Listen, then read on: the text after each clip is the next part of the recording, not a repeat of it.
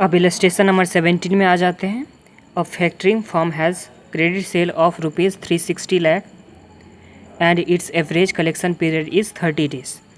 The financing controller estimate bad debts losses are around 2% of credit sale. उसके बाद the firm spent ₹1,40,000 annually on debtors administration. आगे है this cost comprises of telephonic and fax bills along with the salaries of the staff member. These are the variable cost. हाँ आगे क्या है? A factoring firm has offered to buy the firm's receivable. The factor will charge 1% commission and will pay an advance against receivable on an interest at the rate 15% per annum. After withholding 10% as reserve, what should the firm do? Assume 360 days in a year. तो ये हम लोग के पास sums दे रखा हुआ है। एक बार sums को समझते हैं, फिर स्टार्ट करते हैं बनाना। Illustration number 17।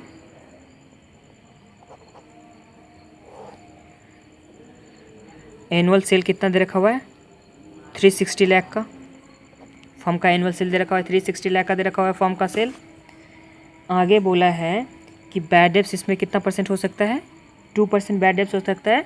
और कलेक्शन के लिए फॉर्म को देना पड़ता है, रिसीवेबल से कलेक्शन के लिए फॉर्म को देना पड़ता है 1,40,000 का एक्सपेंस और 30 डेज़ का रिसीवेबल को दिया जाता है 30 डेज़ में पेमेंट करने के लिए। तो कलेक्शन पीरियड कितना दिया रखा हुआ है?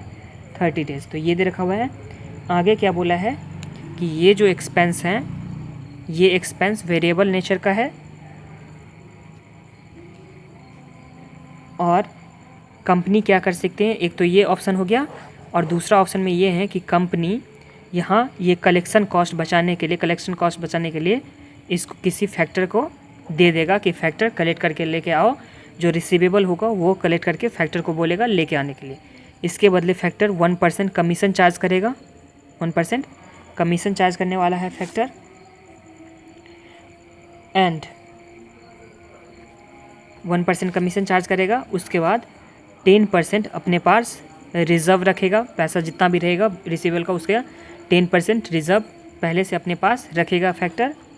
और आगे दे रखा हुआ है 10% ये रखेगा एंड 15% जो कुछ भी पैसा पे कर देगा कंपनी को, फैक्टर कंपनी को जो कुछ भी पैसा पे करेगा उसका 15% रिज़र्व के 15% पर एनम इंटरेस्ट चार्ज करेगा। जितना पहले पैसा पेमेंट कर देगा उसका 15% ये चार्ज करेगा फैक्टर एज अ इंटरेस्ट। तो ये सम्स में इतना दे रखा हुआ था। तो फर्म को क्या करना चाहिए ये वो हम लोग को बताना है। तो सबसे पहले आ जाइए, रिसीवेबल निकाल लेते हैं। रिसीवेबल कितना हो जाएगा? 360 लाख है। 30 डेज़ के लिए डिवाइड बाय ईयर में हम लोग को 360 डेज़ लेना था। डिवाइड बाय 360 किए तो हम लोग का रिसीवेबल इससे निकल के आ जाएगा। Receivable 360 into 30 divide by 360। तो ये हम लोग का रिसीवेबल कितने आ गया? 30 लाख। रिसीवेबल कितने का आ गया? 30 लाख का आ गया। तो ये समझ में आ गया आप लोग को। सबसे पहले रिसीवेबल 30 लाख का है। अब इसमें फैक्टर क्या करने वाला है?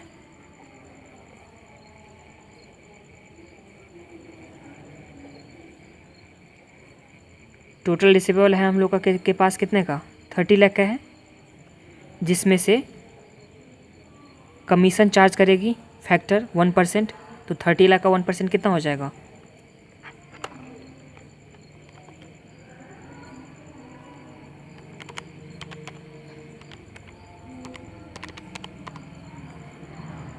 $30,000 कमीशन चार्ज करके रखेगी। उसके बाद 10% रिज़र्व चाहिए, तो 10% रिज़र्व, तो 30 लाख का 10%, 30 लाख का 10% रिज़र्व चाहिए। तो 30 लाख का 10% कितना हो गया? 3 लाख रिज़र्व के लिए चाहिए। तो इस तरह से अमाउंट कितना आ जाता है? 30 लाख माइनस 30,000 माइनस 3 लाख। तो ये हम लोग का आ गया 26 लाख 70,000।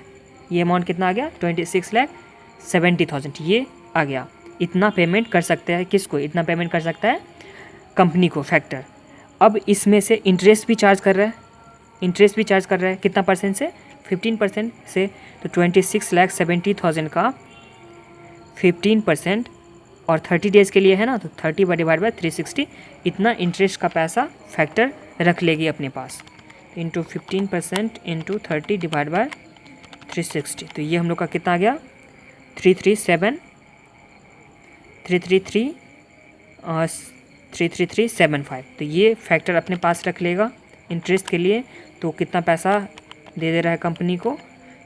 कंपनी को दे देगा 26,36,625 इतना कंपनी को पैसा दे देगा net amount of advance available.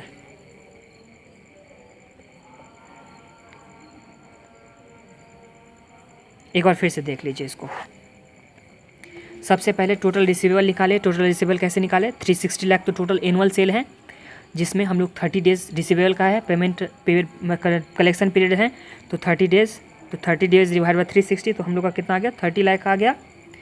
30 lakh हम लोग का कितना आ गया? रिसीवेबल आ गया, जिसमें से 1% कमीशन चार्ज कर रहे हैं। 1% किया कमीशन चार्ज कर रहे हैं फैक्टर, तो फैक्टर 1%, तो 30 लाख का 1% कितना हो गया? 30,000।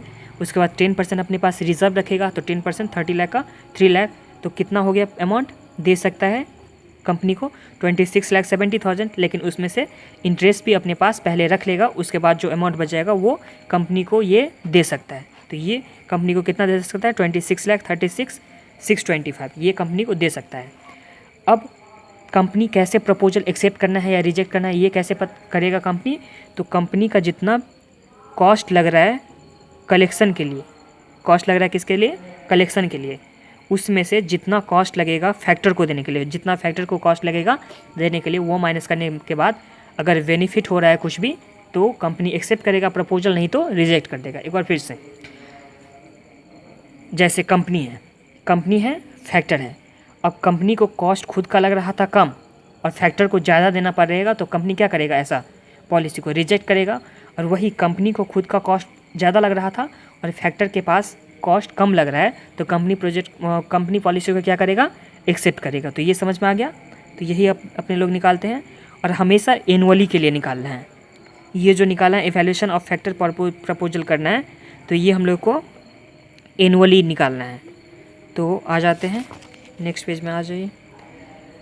Evaluation of factoring proposal. सबसे पहले कंपनी का बेनिफिट क्या हो जाएगा फैक्टर को देने से? कंपनी का बेनिफिट क्या हो जाएगा फैक्टर को देने से? तो बेनिफिट में सबसे पहला है कॉस्ट ऑफ एडमिनिस्ट्रेशन 1,40,000 एनुअली था, तो 1,40,000। एंड दूसरा क्या था? कॉस्ट ऑफ बैड डेट्स का कितना था? 2% था, तो 2% 360 लाख। 360 लाख पर क्यों? क्योंकि 360 लाख दे रखा हुआ था एनुअली, और हम लोग तो एनुअली निकालेंगे इवैल्यूएशन करने में के टाइम। तो ये हम लोग आ गया 7,20,000 प्लस 1,40,000, तो ये हम लोग का टोटल आ गया 8,60,000 का बेनिफिट कंपनी कर रही है।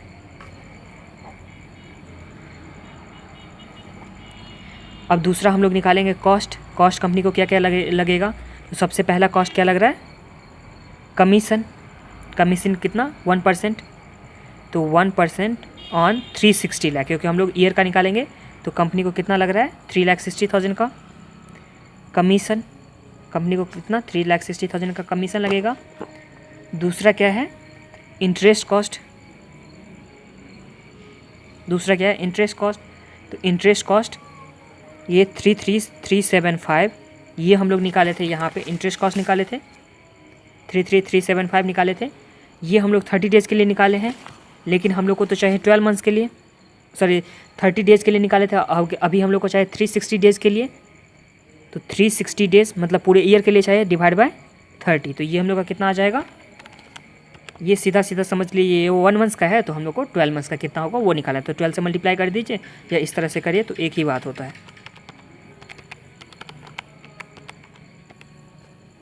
तो ये इसमें कितना आ रहा है 4,005,000। तो कंपनी को कॉस्ट कितना लग रहा है 7,60,500, 7,60,500।